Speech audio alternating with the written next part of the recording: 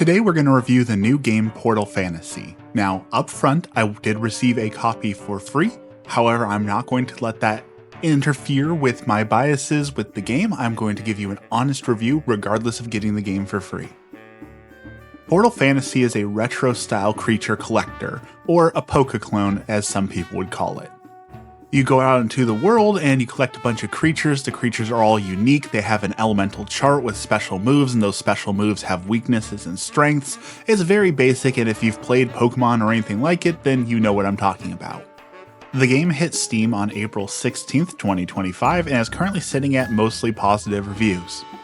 And I do believe the game is considered early access as of right now, and they do have a roadmap of new features they are already planning to implement. So this isn't the case of like abandonware or it's just, forgotten about. They are actively working on the game and working with the community as I speak. And the last bit of little trivia, the game is $19.99 at full price, of course, is not including sales when we get Steam sales and things like that. So as far as games go, it's not the full price of like a large game, but it is more expensive than some of the more like small indie games you will see for $5 or $10.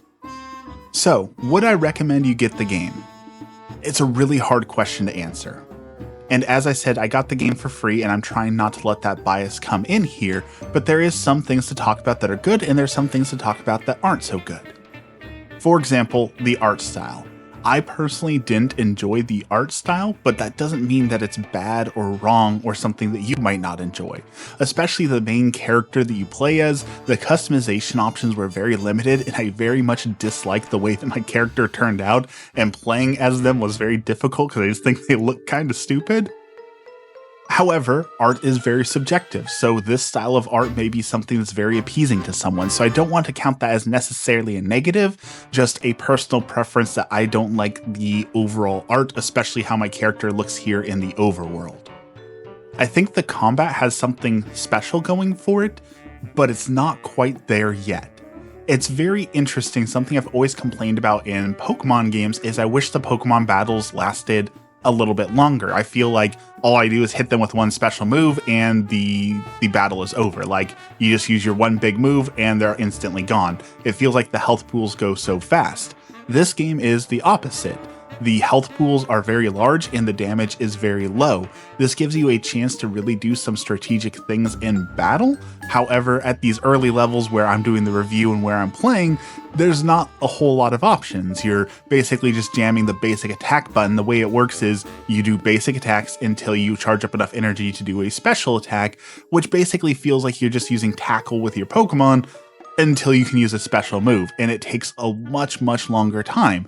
And it's one of those things where I thought this is what I always wanted in a game, and now that I've experienced it, I really don't want it. It feels really slow and clunky. However, there is room there for strategy, moving your portals, I believe is what they're called in this game, around and using some of those special abilities. So here's a combat screen coming up, and you can see I did a basic attack. It does 3 damage and they have 32 health. And you can see I'm just doing basic attacks and blocking until I can charge up enough damage to use my special attack. I do like the addition of a blocking mechanic. It does add another tactical element of coming in there and saying, okay, I know they're going to use one of their big moves. I'm going to reduce that damage. I do like that, but again, this just feels so slow to me. And speaking of slow and things I never thought I would complain about, after experiencing like Zubats in the Pokemon cave where there's just so many of them non-stop, I feel like the portable spawns are too slow. There are entire times where I'm like searching for them to catch or to fight to level up, and I just can't get a fight to spawn. Like, it just feels like there's not enough portables in the world for me to fight. Which again feels like an absolutely bonkers complaint to make, especially after how many times you go through like Zubat Cave and are just overwhelmed with how many spawns there every 5 seconds. It actually takes some work to get the portables to spawn. And you want them to spawn because one of the unique mechanics that I do like that I have to compliment them on is when you catch a duplicate, you can take it back to town and you can deconstruct it into materials, and those materials can be crafted into things that can change your current lineup, give them augments, give them more strength, even dyes to change their color if you want them to be, quote, shiny or a different color to match a theme. That is a very cool mechanic and I like that. Another thing that's difficult for me to talk about is the writing and the puzzles, because again, this really wasn't for me. I don't think I'm the target demographic, which makes it really hard for me to say, is this not good or is it something I simply don't like? I recently got a lot of heat from people when I said that I didn't like The Legend of Zelda because all the puzzles felt like they were for like 3-year-olds, that they were very basic. And that's what I feel here. The puzzles are very, very basic puzzles, and there's a switch on the ground, you stand on the switch, the door opens, but then when you move off the switch, it closes. So you got to find something to put onto it. Luckily, there's a heavy crate that's like 5 feet away, so you just have to push the crate onto it. It's not a puzzle, it's just meant to slow you down.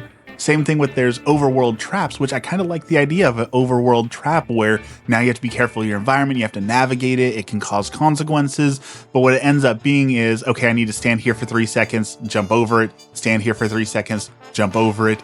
In practice, all it feels like is a slowdown and a punishment and nothing interesting to interact with. Same thing with the writing. The writing feels very much towards a younger audience, which we know that's like with Pokemon. They very clearly target a younger audience. That doesn't necessarily mean it's bad, it just means it's not made for me, so I will let you make your own decision on that. I think the fairest way for me to be objective here is to give you the achievements. You can see out of all the people who've played the game, only about 40% have even made it through the tutorial, and about 23% have done like the first dungeon, the first real boss. Or excuse me, it's closer to about 19%. So as far as like hard statistics go, I think most people are kind of feeling the same way I am, that there is something here, and as they continue to work on the game, it may improve, but as we are right now, with all the flaws, it just is not a fun time to play through. On the screen now here you can see the crafting system, and this is kind of what I was talking about, where you grab monsters and you turn them into components, and you turn those components into augmentations. You put those augmentations on your party becomes stronger. That is a very interesting mechanic, and I do like that. Let's talk about another interesting mechanic here. Boss fights. There are actual bosses that you can fight, which is something that I do like the idea of. Pokemon, they can make some Pokemon a little bit stronger, and yes, you can find like the Elite Four where it's okay, they have stronger teams, but this right here is a monster itself that is stronger. It uses interesting mechanics and does interesting things. I like the idea of having a boss fight. And as you can see here, I was struggling through it. My porables were getting decimated by this guy. I was not prepared for this fight fully. However, unfortunately, it was very easy to cheese because, as you can see in the bottom middle of the screen, there is a mechanic that sets the game apart, which is items. You can use items in the middle of combat, kind of like Pokemon with potions. The difference here is you can get offensive items. You can see in my 2 and 4 slot, I have a bunch of bombs, and those just made this fight absolutely trivial. They are so powerful that, in fact, it feels like the intended way to beat some of these fights aren't to have the strongest porables, but rather have a porable with a ton of defense and then just spam these items that take out the monster without you having to think about it at all.